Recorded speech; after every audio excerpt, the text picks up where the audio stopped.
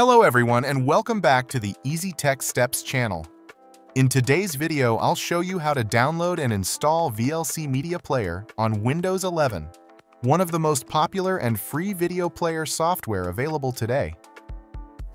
First, open your web browser and type VLC Media Player into the search bar. You'll see the official VLC website at videoland.org. This is the safe and reliable site to download the software. Once you're on the home page, you'll see a Download VLC button right on the screen. Click on that button to start downloading the software.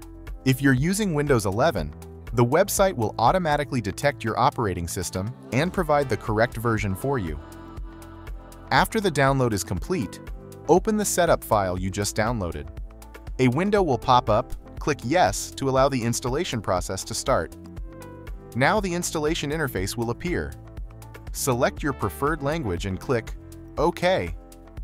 Then, click Next to proceed.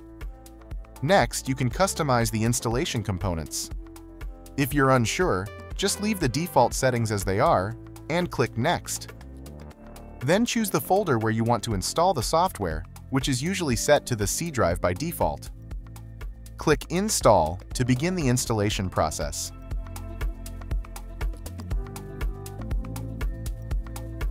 When it's done, you'll see a message saying, "Completing VLC Media Player Setup."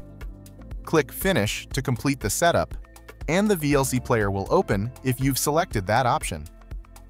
If you choose the option, Allow Metadata Network Access, VLC will automatically fetch information about media files in your playlist from the internet.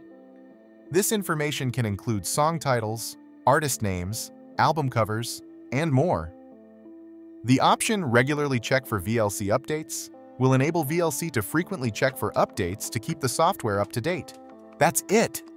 You've successfully installed VLC Media Player on Windows 11. To explore more features like customizing the interface, using keyboard shortcuts, handling subtitles, and other cool tips, don't forget to check out the playlist I've linked in the description. If you found this video helpful, make sure to hit the like button and subscribe to the channel for more tutorials.